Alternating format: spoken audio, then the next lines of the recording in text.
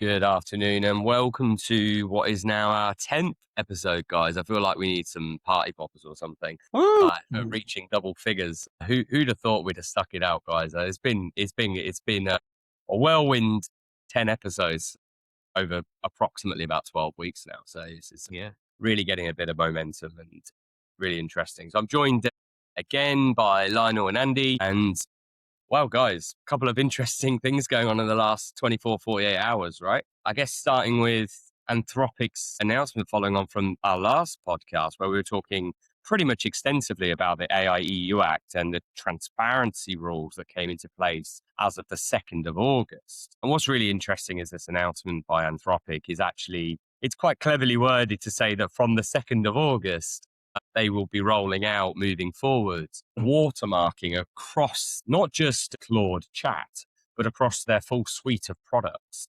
including Claude Code and things like video, audio, video generation, image generation as well. So they are now, or going to be, as they're updating models and they're releasing new models from now on, they're going to be watermarking the output. So what's that mean? What is watermarking? Anyone want to explain that to the listeners? I'll give it a stab, and then Lionel, do you want to go next? Yeah, go on. Yeah. So I guess my understanding of a watermark is essentially I think we all know when we have official documentation, sometimes we have some sort of watermark at the back of it, right, on a document, and that is to define or to establish that this product is the real thing. Let's just take a banknote, right? You've got the markings when you put it up into the light and you see the king or queen's head right through the £10 note or whatever it is. So the idea here, I guess, is that we'll have an equivalent. I think the language that was used was an imperceptible statistical watermark, which Claude will put through AI generated content, making it sources within the metadata to link back to, like, this was created by Claude, literally created by Claude. So the idea here is that we've got a trace back to say AI content was generated with the content was generated with in this case, Claude's products. That's kind of my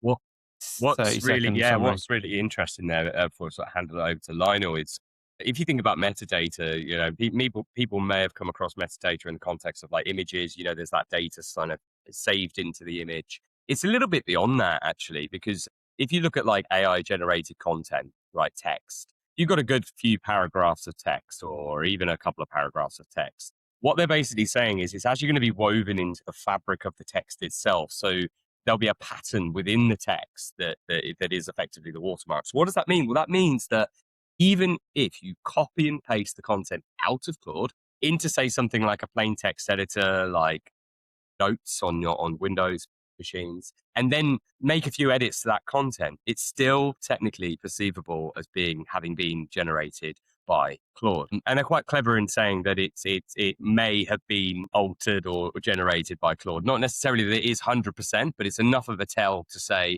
Claude's been involved in this content at some point, which on its own raises a bunch of questions, which I suppose we can get into in a moment. But Lionel, do you want to add on that in terms of just that definition of what we're talking about here? Yeah. A couple of things to add on there. I think it's Anthropic's reaction to the EU AI Act in a way to try and create an easier way to comply with the Act. I certainly think from the point of view of attribution, I think it's still going to be squarely put on the content creator to say that this content has been created using AI. Yes, there will be ways of tracking it via this imperceptible weave of a watermark in some text. I think it's far easier to watermark an image than it is text, because if content's generated by AI and I copy that and type that, you lose the watermark. So you still have to give attribution in some way. I think it's with images, they're a bit more difficult because when the image is created, the watermark is a static digital watermark that sits inside the image that can be read a lot easier. But I think this extends a lot further than that in terms of there's a statement about vibe coded products that says that it's very difficult to weave design by Claude into a vibe coded product because it's code, unless it's hard coded into the product itself. But how do you expose that to the person using the product? If you create a chatbot agent using Claude, it would have to announce itself as being an AI agent. If you have a voice agent that answers the phone that says, "Hi, I'm Sarah, your support agent," with somebody interacting over voice, they would have to announce that. How do you know that Sarah is an AI agent? So I think these mitigations go some way, but even looking at products created using AI, Anthropic says quite clearly, go and understand exactly what we will hold you to account to in Article 50. So, I still think there's a lot to do. I think it goes part way to addressing some of the issues, but I think, it doesn't go fully in terms of creating that transparency. Yeah, I mean, I think there's obviously, again, we're talking about this is yet another episode of regulation, and it sometimes feels like, again, friction. One thing that we talked about in the last episode was just the amount of slop on LinkedIn that people are just spewing out of their AI tools, whether it's ChatGPT or Claude. They're creating LinkedIn content, and then somebody else is replying with a comment that's also created clearly with an AI tool. So I think it's going to be quite interesting as, especially in the publishing domain where there's a lot of copywriting and, in that space, right? Writing blogs, writing editorials, whatever that looks like. I think the downside is yes, we have now this potential barrier to, using AI to assist you, which is I would condone. But in the instance where we're just using it to literally copy and paste in a single prompt and then use the slop out of it to create content, and then it means nothing to the end user. I think that's where I think there's going to be some differentiation, and that's where I think users deserve to know if what they've created has human applied critical thinking in the middle of something that potentially is augmented with AI. I think it's going to have a bit of a push and pull though, because those people who are genuinely using critical thinking and augmenting their work with AI to create content is going to be, I would condone that. But for those people that are just trying to copy and paste, right, there's a clear problem there. So it's a hard and tricky one, but I think in the long term, if this works out correctly, that the goal is to separate the people that are creators to those people that are just basically slop makers. I think there's a lot of people vying for attention, and the question is when do they end up weeding themselves out of the system? Because if you're creating a response just to create noise, I think people start to ignore you the more you do it. And if you don't have something valuable to say, you will get ignored, right? I think it's one of those things. You look at a bit of content and you go, well, that's not relevant, and you skip over it. But I do think there's definitely a lot of noise taking place for the sake of noise. So I think the issue is that everything being tarnished with the same brush, right? Regardless of the approach that you've taken. Because, we've talked about it before, but, slop in equals slop out. If you take the time to refine your approach to utilizing AI, use that critical thinking first, read the output, edit the output, and actually take the time to do, particularly in the case of editorial and content and thought leadership. These are all areas where I don't think it's particularly fair that you're tarnished with the same brush. And that's effectively what this will be. It'll be binary, either Claude detected in the content or Claude not detected in the content. And that is as literal as if you've spent months of your life writing a novel and you want to just put it through Claude to just sense check your grammar, your spelling, punctuation, the structure of your writing. That potentially is enough to have that entire novel triggered as being assisted or generated with Claude. And I think that's where, we're going to meet friction and frustration from genuine content producers and publishers that feel like that their reputation is almost being tarnished by utilizing these tools. So what are they going to do? And I think it leads quite nicely into one of the other announcements over the last couple of days, which is Meta's public announcement about their intentions to move more towards the open weight and open source space, which we can dive into in a lot more detail in a moment. But I guess the argument I'm making there is if this is being, this is Claude's stance. This is what Anthropic's stance. This is what Anthropic are going to do. They're obviously one of a few frontier firms at the moment. It'll be interesting to see if OpenAI and the likes of Google Gemini follow suit with that approach, whether there becomes an industry standard way of doing this that's generally accepted. So content isn't just flagged as Claude if it's been generated with Claude, but actually AI in general. So if there's a consistent approach where applications, so if you think about LinkedIn as an example, can pick up on that telltale sign, that watermark, and actually flag the content as being AI generated, regardless of which frontier model's being used. However, open projects are not necessarily going to implement the same standards. And there's obviously a variety of these coming out of from all around the world, including from China. And there's no guarantee that we're going to be able to mandate that across the board. So I think even in a world where the bad actors, if they want to hide that it's been written with AI or produced with AI, they will find a way using open models. So is it really going to do the job, or is it just a piecemeal token gesture almost? I was just like looking online at the detail of some of the European Commission sort of standards and expectations on watermarked or labeled content.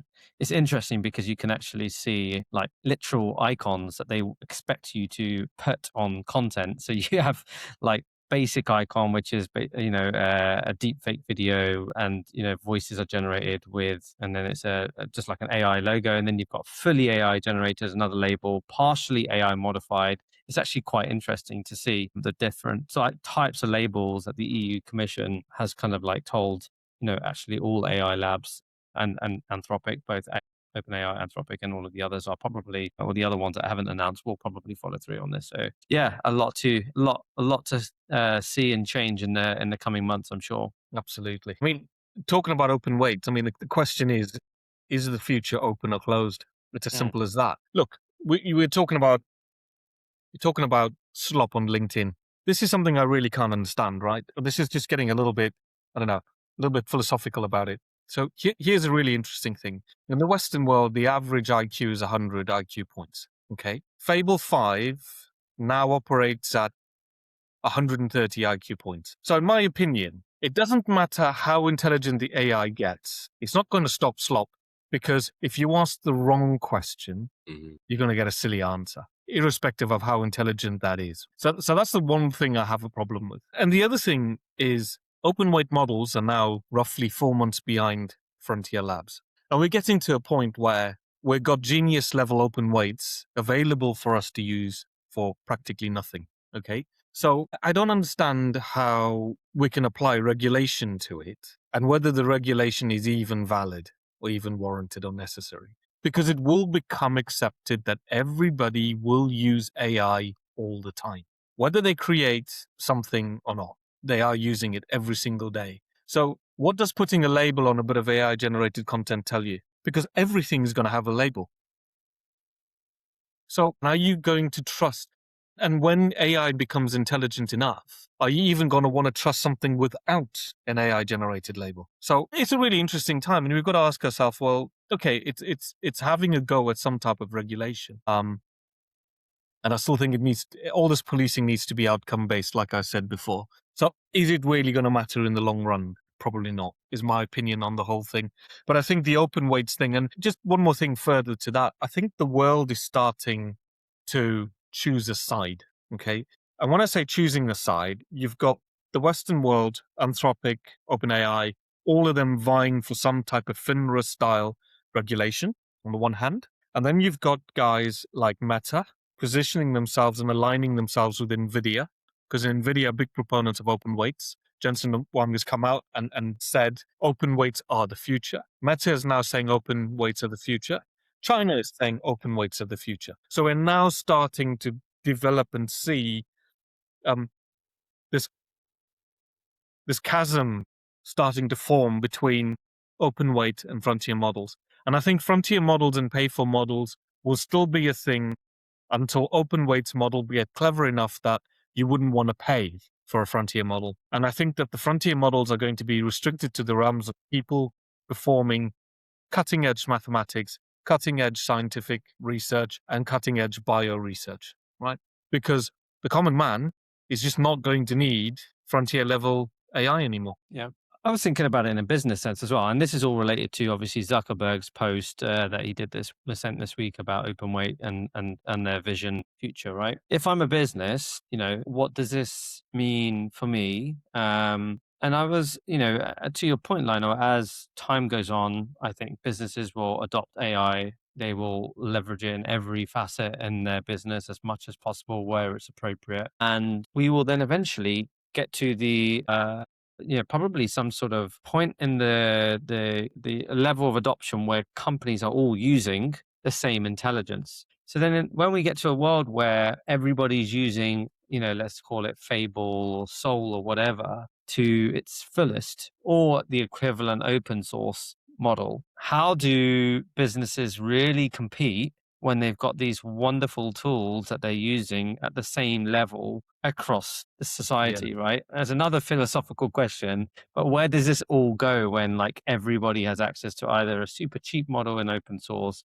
or maybe just like a closed source model? I don't really have an answer for that, but as I was reading that literature, that was kind of some really interesting sort of thought I had in my mind. What do you think about that, guys? I think we need to assemble ourselves and decide what we want as a future for ourselves, right? Do we want a future of abundance or not? Because AI truly has the ability to provide abundance for every single person on the planet, the ability to provide medical breakthroughs, the ability to sustain every single person. And I think when we get to that point, when governments and humanity organizes itself in that way to take care of humanity, I think, are you going to worry about business? Or are you going to worry about some other defined purpose, right? But we've got to get there, right? And what do we do in the meantime? And how do we survive in the meantime, right?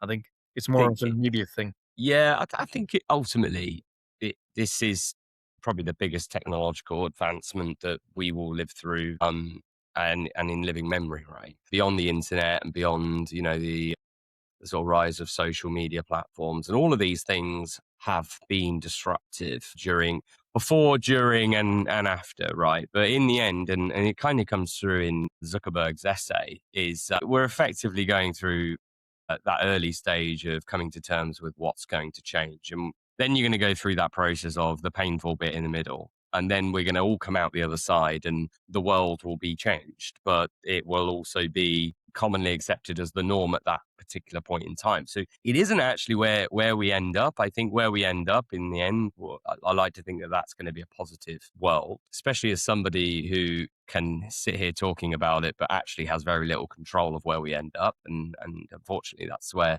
most SMEs sit, right? They sit in a position where they're going to be impacted by this. The best thing they can do is get themselves ahead and be, a winner try and be a winner rather than a loser in adapting.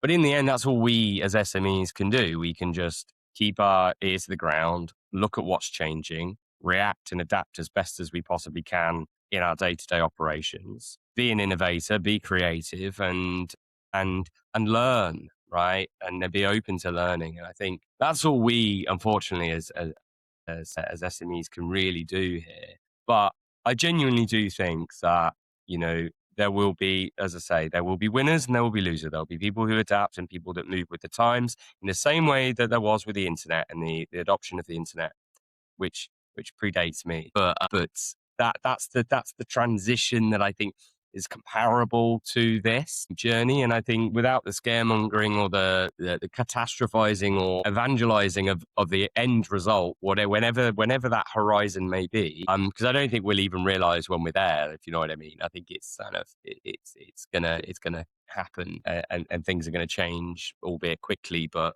almost imperceptibly in some ways, which I think is happening all around us right now. But yeah, I think that's kind of the future that Zuckerberg's trying to frame is businesses will survive. They'll just be very different. Jobs will survive. They'll just be very different. And we're the good guys. And these other guys are just trying to be really powerful. And you need to, kind of come with us on our journey.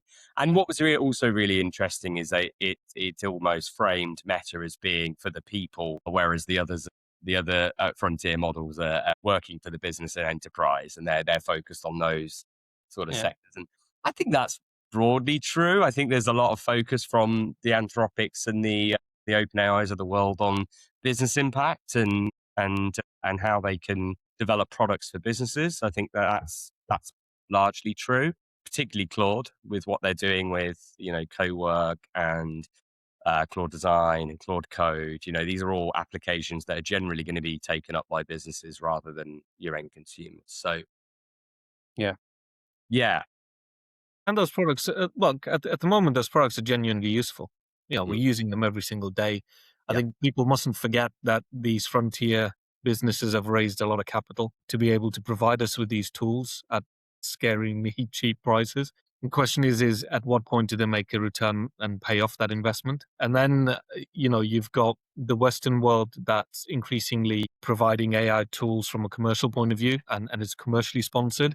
And then you've got China that effectively state sponsoring these tools, right? And effectively saying, we're going to state sponsor this and we're going to democratize it to our population. It's open weighted. So we've got two different ways that AI is developing.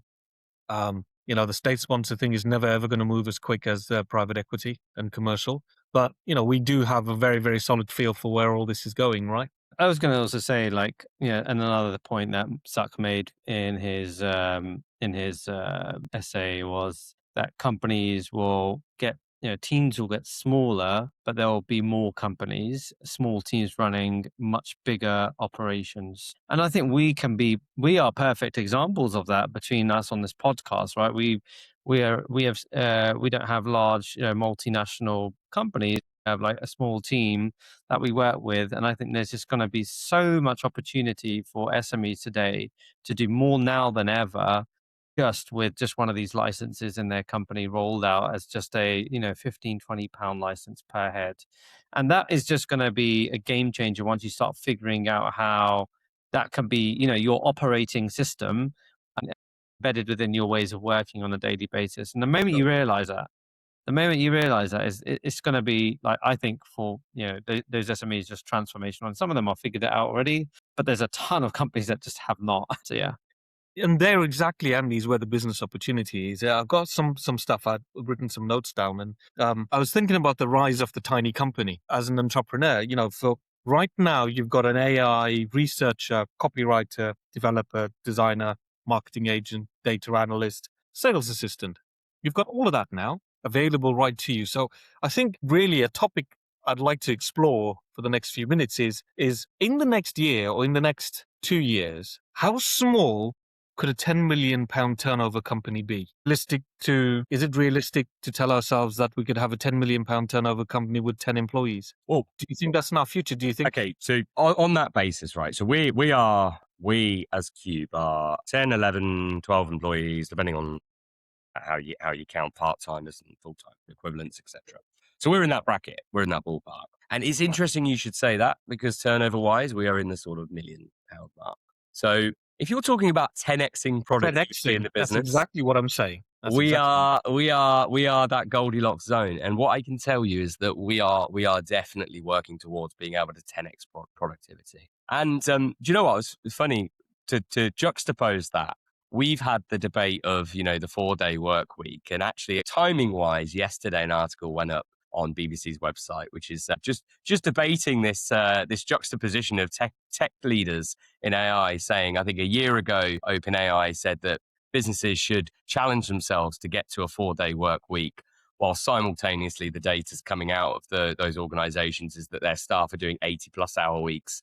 Yeah, which is it's massively ironic, right? That they're peddling that SMEs can get to a 4-day week. And we've had these debates internally, like if you're gonna generate more productivity, is it right to give back to staff and give them back more of their time, as a nice compromise between, the business benefiting and the staff benefiting?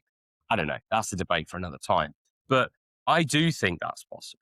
I genuinely do think that's possible. I think there is a ceiling. I don't know what the ceiling is, but I do feel like there is a ceiling on a 1, 2, 3-man business, because I think there's certain skill set. There's only so much one person can sell, for example. And these are their relationship bits. And as long as you've got enough people to do that, I think you can scale far beyond what historically businesses have been able to do with 5, 10, 15 people. I think that's the direction of travel. I'm actually experimenting, because I've developed in the last 3 days a SaaS product, which I'm going to launch as my first ever subscription-based SaaS product, because it's a product that I wish existed and nobody's done it before, and I'd love to do it. It solves a genuine problem, and I ain't going to charge a stupid amount of money for it, 5-10 quid a month. A la what we've talked about, Lionel, before, where, anyone can have an idea and go to market with it and give it a go. And that's what I'm going to try and do with this particular product. because I can, and because it actually, the product I've built, I think will genuinely help a lot of businesses, small businesses that are in the e-com space specifically. So that's an example. That's a testament to what we've been talking about, right? You can literally do that. There's nothing stopping you going from an idea to a SaaS product. And okay, it'll be a test of our marketing skills to see if we can get some clients to actually get their credit card out and pay for it. But it'll be interesting learning experience nonetheless. So yeah, I do think that's possible. I do think that it is possible for a 10-man, £10 million business in the next few years. I think it's absolutely possible. And I think it's going to be very, very much dependent on the usefulness of the product, right, that you're making. And if you're generally making properly useful products that people are going to enjoy using and going to add benefit to their lives, then that's not a new concept, though, is it? That is, that is the whole point of, the art of selling, is identifying a need and finding a product that fits the need and solves the problem.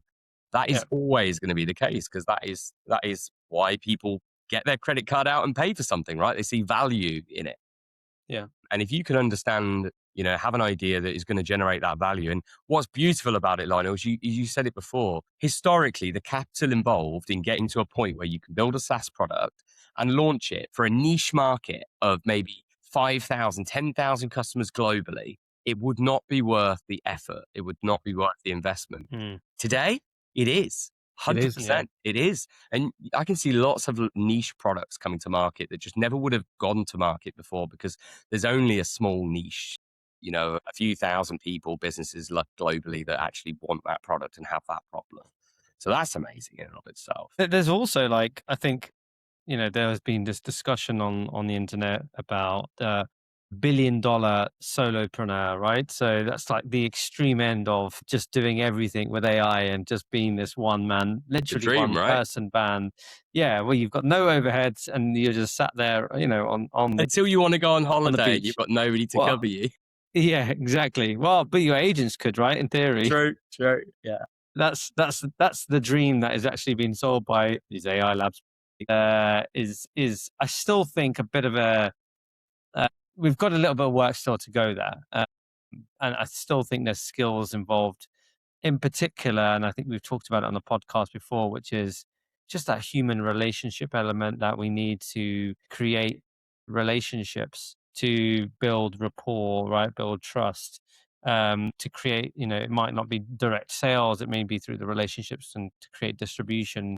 Those, I think, still require some element of human interaction. Until that goes away and our agents speak to their agents to get distribution, then I think we would maybe get a step closer to the $1 billion one. You could be that guy, Andy. Go and do it. Absolutely not. I'd go mad. I'm already going grey. I couldn't go grey anymore. Yeah, I definitely think that this is an exciting time to enter business. If you thought about going out and doing, building your own business, it's a really exciting time to do it, because you've never been more equipped to be able to do it. As you said, Lionel, you've got a marketing person, you've got a sales outreach specialist, you've got an SEO guy, you've got all of these skill sets. Actually, you can create your own agent to do it. So there's nothing stopping you.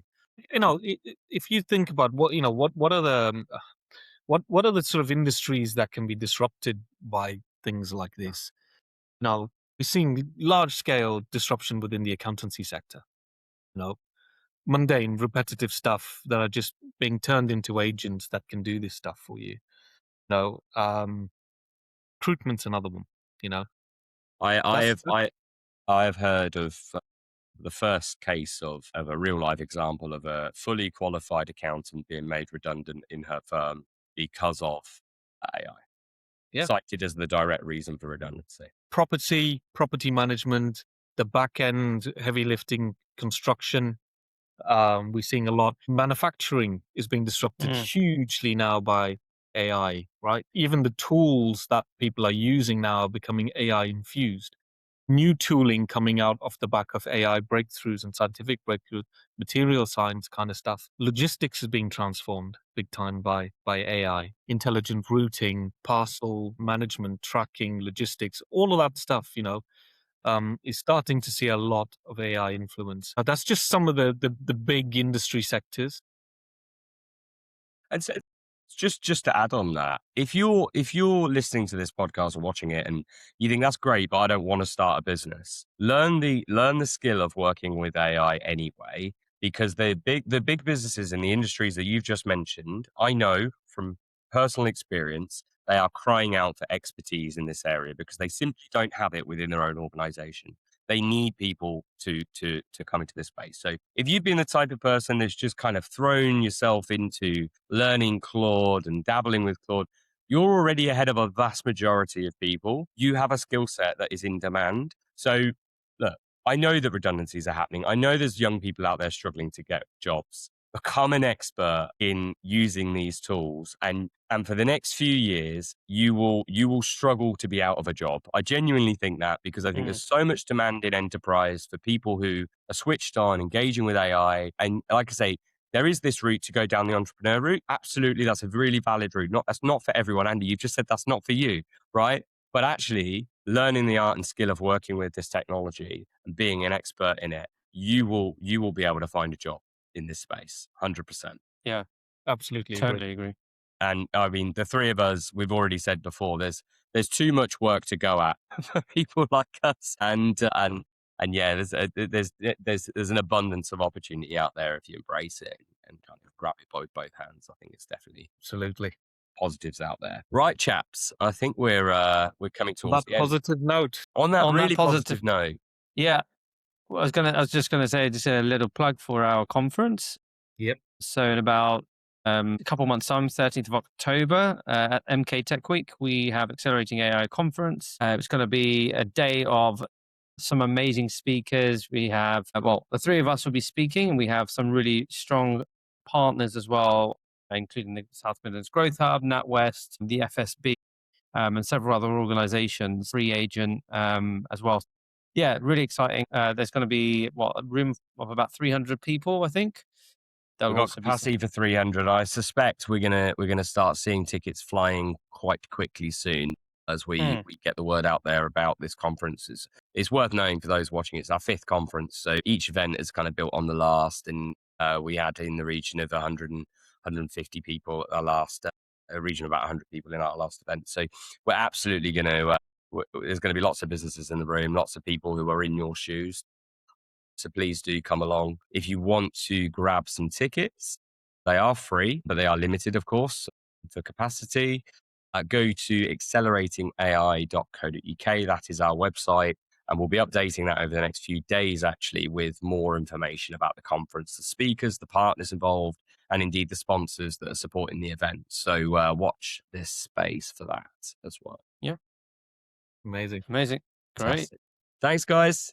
Thank you. Cheers. Take care.